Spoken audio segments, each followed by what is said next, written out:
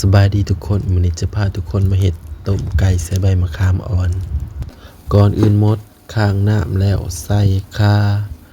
หัวสิงไข่ผักเทียมและหัวหอม ตามด้วยใบมะขามอ่อน ปรุงรสชาติด้วยผงปรุงรสแป้งนัวเกลือและน้ำปลาเมื่อน้ำของเราฟดดีแล้วให้นำไก่ที่เราตัดไว้ใส่ลงไป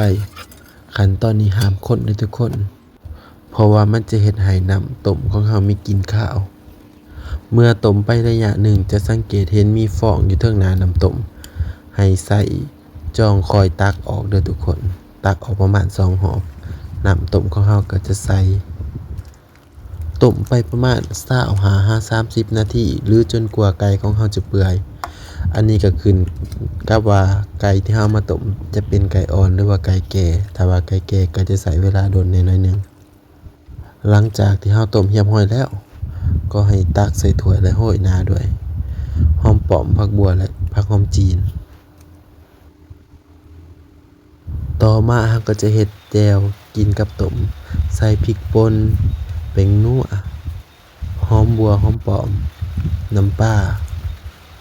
และตามด้วยน้ำต้มไก่ที่เราต้มแล้วเมื่อกี้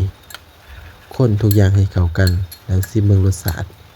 จะออกเค็มๆนัวๆกินกับต้มไก่แซ่บให้ทุกคน